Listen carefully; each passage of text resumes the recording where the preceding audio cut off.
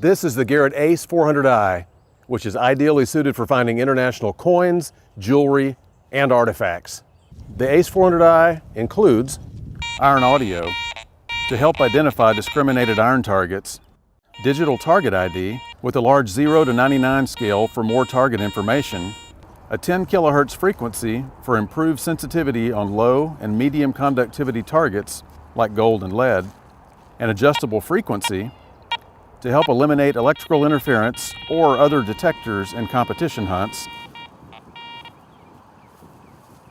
cam locks for increased stem stability, and a sharp, responsive pulse width modulation audio. The ACE 400i includes 3 free accessories: Garrett volume control headphones, an environmental cover-up to protect the control box from rain, dust, and mud, and a coil cover to protect your search coil from scratches and chips during use. Assembly of your new ACE detector is very simple. Loosen the lower cam lock and extend the lower stem. Insert the mounting washers. Connect the search coil to the stem and hand tighten the wing nut. Loosen the upper cam lock. Insert the S stem with the control housing.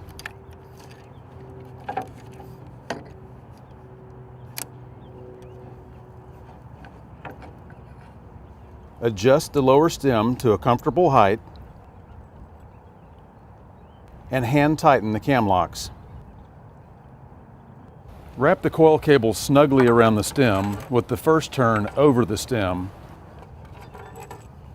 Insert the coil connector into the control housing connector and hand tighten.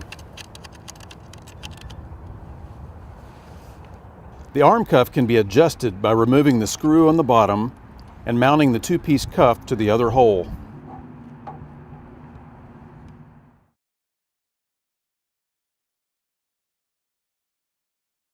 To power on the detector, simply press the power button. To power off, press the power button and hold for about 1 second until you hear that second beep. To restore your detector to factory settings, simply press and hold the power button for about 5 seconds.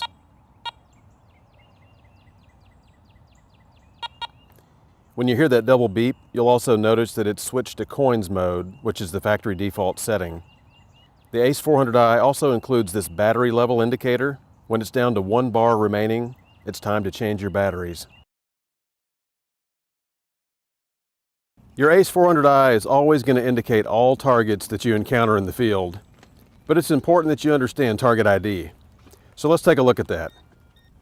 The ACE 400i's target ID includes this legend up at the top. Ferrous or iron items are going to indicate more toward the left side.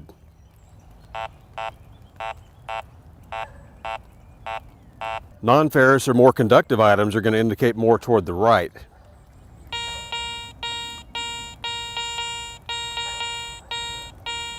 This lower scale here indicates that all pixels are active. They are all switched on. Nothing has been rejected. So I got a couple targets on the ground here, just to show you that you're always going to get a cursor at the top when you encounter metal in the field. It's always going to indicate it. If it's something that's been discriminated, like this, you won't get audio, but you'll still get that pixel at the top and a digital target ID number that corresponds at the bottom. If it's something that's accepted, you're also going to get the audio along with the pixel at the top and the digital target ID number at the bottom that corresponds with it. The number at the bottom gives you a more precise reading of what's showing at the top. And to the right, you've got a coin depth indicator given in 5 centimeter increments. So in this case, I'm about 10 centimeters above my target, which would be about how deep it was buried in the ground if it was a buried target. So cursor at the top, depth indicator, and a more precise digital target ID, all available on the ACE 400i. Be aware that items much larger than a coin may actually be deeper than what they indicate, and items that are very small, very much tinier than a coin, may actually be sitting shallower than what they indicate. For the very best target ID, you want to keep very level swings of your coil and you want to get your coil centered directly over the target as best you can for the most accurate digital target ID number. The ACE 400i has 3 distinctive tones based on the type of metal that you encounter and its conductivity. So I have 3 targets on the ground. Let's go over them and let's listen to these 3 different tones. Okay, the low tone on the ACE 400i is anything with a digital target ID reading between 0 and 39. First, I've got this iron nail here. You hear it grunting, low numbers bouncing around, that's your low tone. Next, I'm going to move over here to a piece of foil, and mid-tone is going to be anything between 40 and 59 on your digital target ID. That was your mid-tone. Now let's go to the high tone. That's anything that reads above 60 on your digital target ID. That's your high or bell tone on the 60 plus items. One of the powerful features included on this ACE 400i is iron audio. Now what that does is it helps you avoid digging tricky items like washers and bottle caps, flat items that might sound good to a detector, but they really contain iron. So the use of iron audio can help you pick that out. I've got a bottle cap here that's a nemesis of a lot of coin diggers. I'm going to put this on the ground and let's go over it and I'll kind of explain the iron audio feature to you.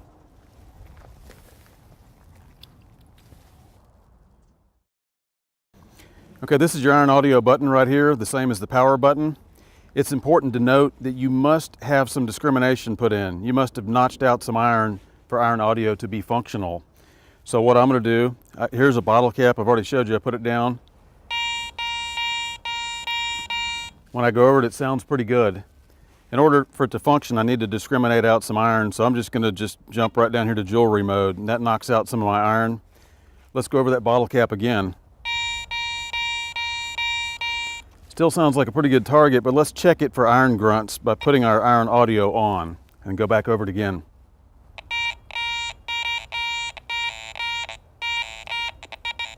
If you notice there at the ends of the swing, as I pass the target by, there's some grunts on either side of the target. Above it, it sounds pretty good, but coming and going, there's enough grunts going on that I know that target contains some iron. Therefore, I know it's not a good pure coin. So that's the value of using the iron audio to check some of your targets. Now let's take a look at the different discrimination patterns and other features of the ACE 400i. Use the mode plus or minus buttons to select between 4 preset discrim patterns or create your own custom pattern. In zero disc, nothing is notched. All 12 pixels are active. Use this mode when a target signal is inconsistent or when you don't know exactly what type of metal you're looking for. Jewelry ignores most iron trash, but finds rings, watches, bracelets, and other types of jewelry. In custom, you can create your own discrimination pattern, eliminate anything you want to, and when you turn the detector off and back on again, it will remember that custom pattern that you created. Relics mode eliminates most small iron, but keeps lead, brass, bronze, and other lower conductors in play. Coins is designed to find all coins and eliminate common trash like foil, iron, and pull tabs. Be aware that some small jewelry could be missed with this pattern. Using notch discrimination, there's 2 ways to get rid of a trash target. To demonstrate this, I've thrown down a pull tab on the ground. So let's go over it and see what it reads. I notice where it reads, and what I can do is use these 2 buttons here, the plus and minus, move it over to where that spot was, hit the elim button to get rid of it, and now let's go back over the target. It's silent.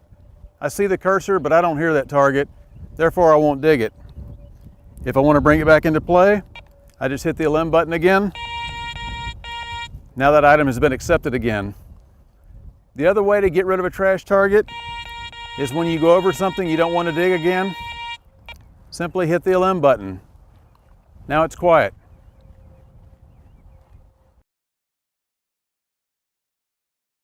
There are 4 minor frequency adjustments that you can use in order to minimize interference caused by electrical sources or by other metal detectors.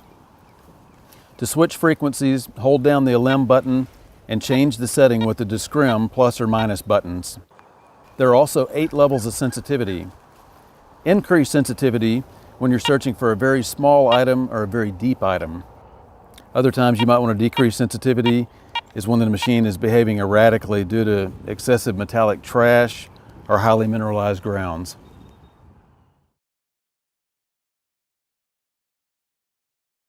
One important thing about your metal detector is knowing how to pinpoint properly. Of course, the ACE comes with electronic pinpointing, but let's go through a few different options of how you can do this. Pinpointing helps you dig a target quicker, lets you dig a smaller hole, and get on about your business of finding your next target that much faster. So to demonstrate, I've got a silver coin. Got a hole here a couple inches deep. I'm gonna put it in the ground, cover it back over and bury it, level that out. And then for demonstration purposes, I have this little blue plastic chip. I'm gonna put that right dead center over where we buried the coin. That way you can kind of visually see what's going on as we pinpoint.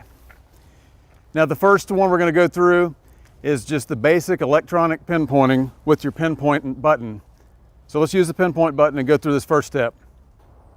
Okay, your standard pinpointing method. When you find a target out in the field, this sounds good. What I want to do is come to the side of it before I start to pinpoint because I don't want to be over the target and tune it out.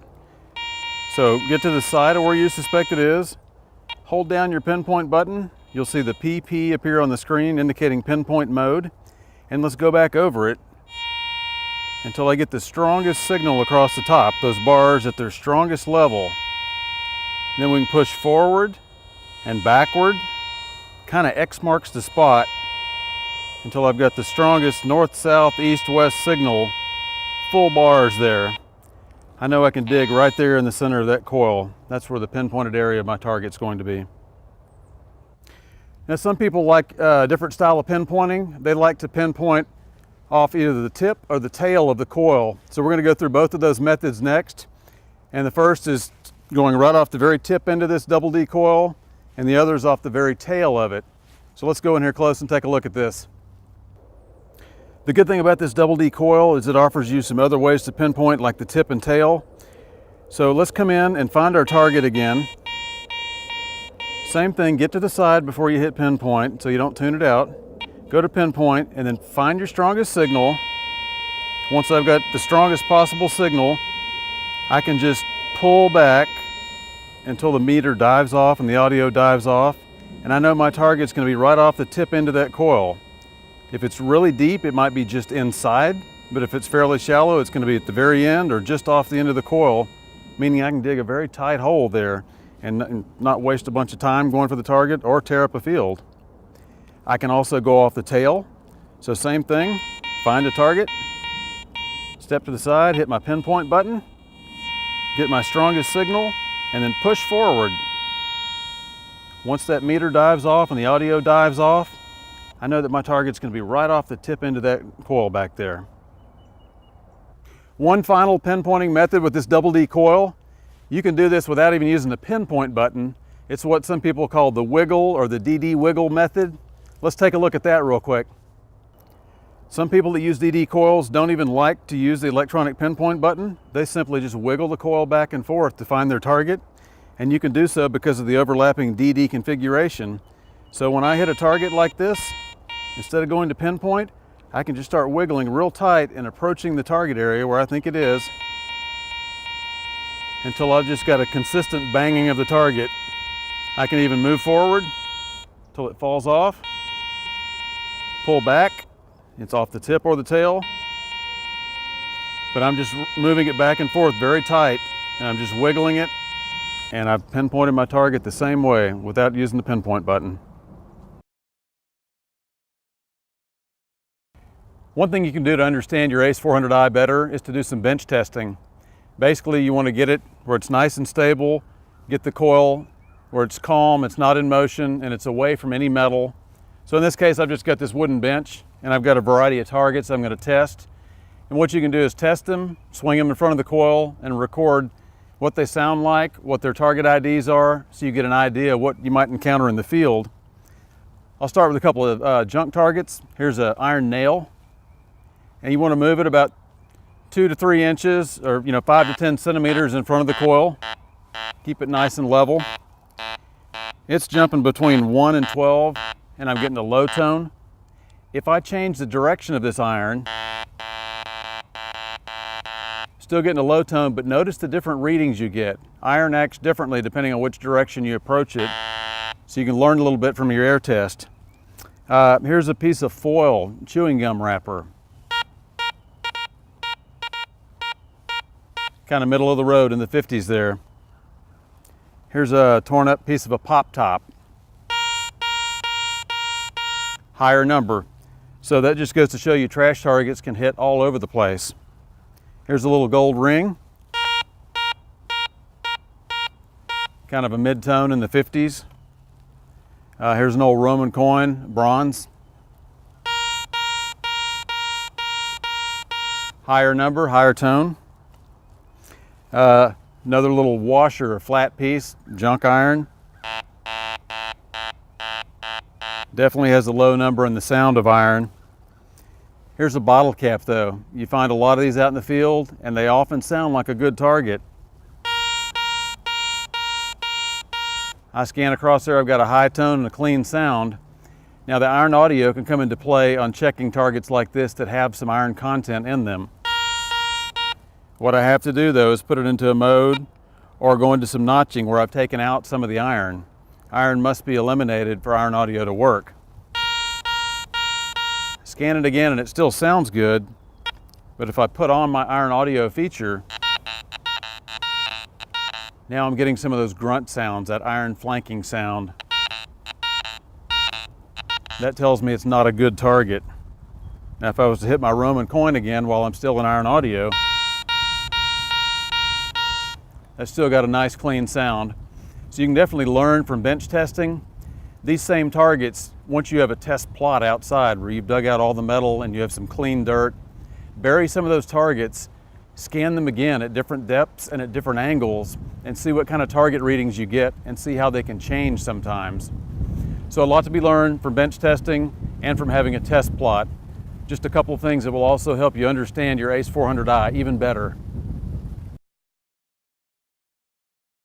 Here's a few search tips to use with your ACE detector. First, keep the coil close to the soil at all times and swing it very level for the best results. Walk slowly in a straight line, swinging the search coil side to side at a rate of about 2 to 5 feet per second. Overlap the coil by half its length over each search area. The DD search coil allows easy separation of adjacent targets. Use narrow swings to isolate good targets from nearby trash.